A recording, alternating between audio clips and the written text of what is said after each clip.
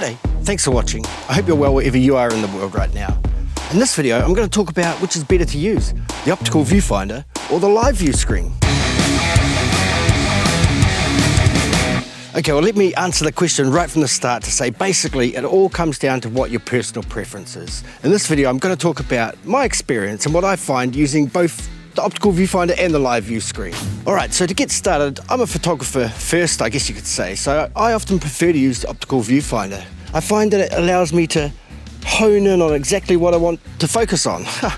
And I can see all of the edges of the frame in sort of one glance, and I physically cast my eye around the frame to see what is on the edge of the frame, or maybe to see if I need to include more into the frame or punch in a little bit further and cut stuff out. I find it's a bit more effortless to sort of look around the edges of the frame and be able to compose your shot, and the fact that using the viewfinder occludes everything else other than what's in the frame, it allows you to really focus on what you're taking the photo of. Having said that, and it's something we'll come to in the live view part, that can also be a disadvantage. But I prefer to use the optical viewfinder. I also find it helps me be quite a lot more stable in my shooting. It allows me to lock in that 3 points of contact, I guess you could say. The lens hand, the grip hand, and then having the viewfinder resting on the forehead. It just makes for a nice, stable, steady shot.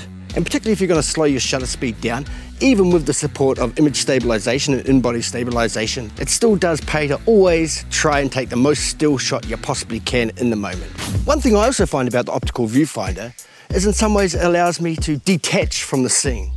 I know you probably want to hear photographers talk about engaging more with the scene, but it also allows you to detach from the scene, and particularly if there's a lot of stuff going on, looking through the viewfinder can clarify what's actually happening for you. I know that sounds pretty wishy-washy, but hopefully you get the idea what I'm talking about there. I've been in spots where it's actually quite nerve-wracking to be where you are, but as soon as you bring the viewfinder to your eye, all of a sudden all the stuff that's making you nerve-wracked is gone.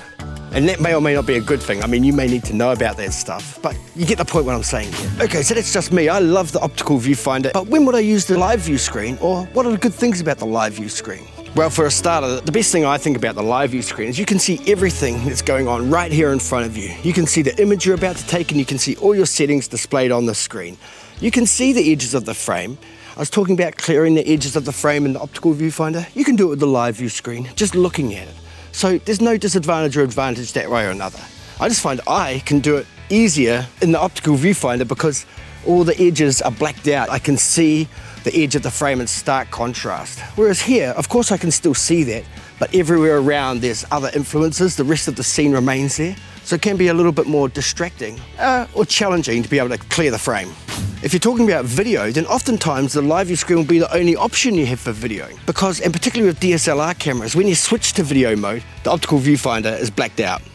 Live view is also great if you've got unusual angles or difficult access. For me, if I ever see a shot where I need to take it from above my head, I'll quickly throw it up and flick it into live view, flick the screen round. You see this?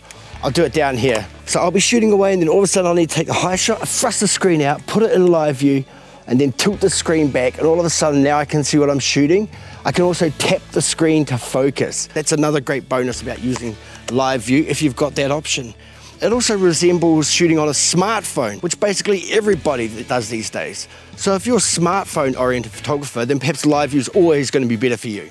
Before we wrap up here, I will talk about electronic viewfinders, and you'll find them on the modern mirrorless cameras, and they basically are live view, but in the viewfinder. The theories are the same. I was talking about the advantages and disadvantages of optical viewfinders apply for electronic viewfinders. Particularly now as a lot of the lag has gone away as technology has advanced, electronic viewfinders are pretty cool these days, and they give you a real, true, accurate representation of the photo you're about to take. And the great thing about the electronic viewfinder is probably the only opportunity you'll get to use video mode with a viewfinder. And shooting video through the viewfinder is really, really cool because it puts the video at your eye level. And not only that, it gives you the 3 points of contact to ensure nice, stable video. Hey, well that's it. The answer to the question between optical or electronic, viewfinder and live view screen is simple. It's what you prefer best. Whatever you like best, you do that.